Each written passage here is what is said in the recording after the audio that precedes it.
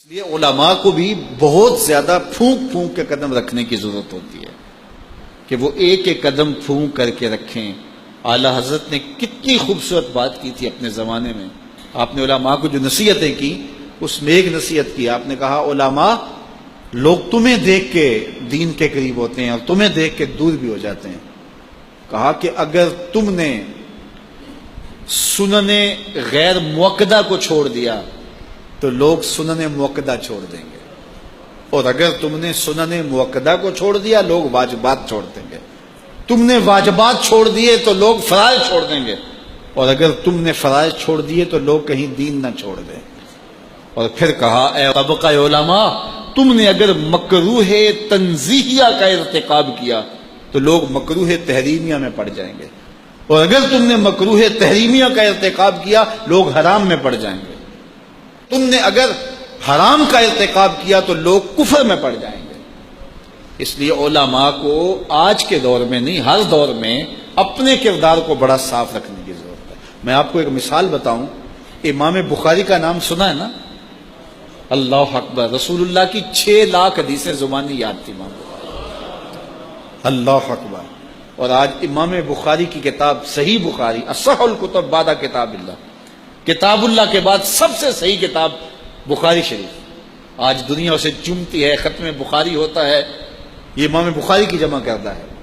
امام بخاری سفر پہ جا رہے تھے اور امیر آدمی تھے، 6 لاکھ اشرفیاں اس زمانے میں آپ کے پاس تھیں، یہ چھوٹا سرمایہ نہیں تھا، کشتی کا سفر تھا۔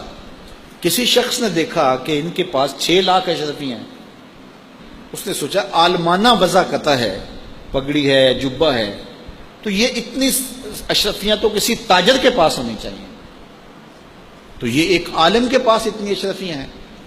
تو اس نے کہا کہ چلو ایک طریقہ ہاتھ آ گیا، میں ذرا کوئی ہیلا کرتا ہوں اور یہ پیسے میں خود حاصل کر لوں۔ تو اس نے شور مچا دیا کہ میری 6 لاکھ اشرفیاں چوری ہو گئیں، کہ جب سب تلاشی لی جائے گی تو ان سے نکلیں گی تو لوگ کہیں گے تو ایک مولوی شخص ہے اور تیرے پاس اتنے پیسے کہاں سے آئے، تو اشرفیاں مجھے مل جائیں گی۔ تو جب تلاشی شروع ہوئی تو امام بخاری کی تلاشی لی گئی تو ایک اشرفی بھی نہیں نکلی، کچھ بھی نہیں نکلا، سارا سامان ٹٹولا گیا، کچھ نہیں نکلا۔ خیر چلو، لوگوں نے اس کو کہا تو جھوٹا ہے، تو نے خام خواہ جو ہے وہ ایک مکر کیا ہے۔ وہ بھی بڑا پریشان تھا کہ اشرفیاں میں نے ان کے پاس دیکھی ہیں، گئی کدھر؟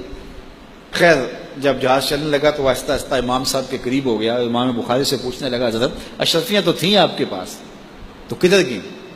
فرمایا جب تم نے الزام لگایا نا، اور مجھے پتا ہے کہ تم نے الزام کیوں لگایا ہے، میری وجہ دیکھ کے تم نے میرے سے ہتھیانا چاہا تھا، تو میں نے چپکے سے وہ اشرفیاں سمندر میں پھینک دی تھی۔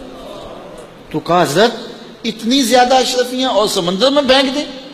کہا ہاں۔ کہا کیوں پھینکی؟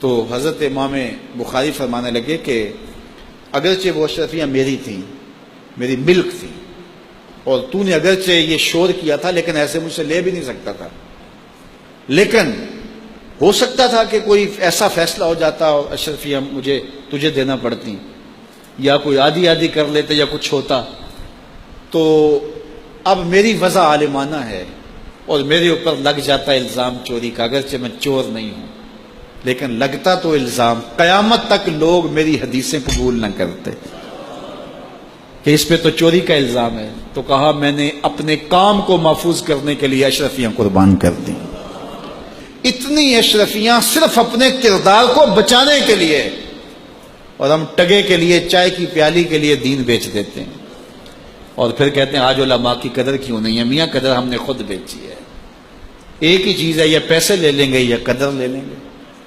تو یہ ذمہ داری تھی ہماری کہ ہم انتہائی حساسیت کے ساتھ جو ہے اس دور کا ادراک کرتے اور حالات کو سمجھتے، اور جن لوگوں نے حالات کو سمجھ کے قدم اٹھائے ہیں وہ کامیاب اور بامراد ہوئے۔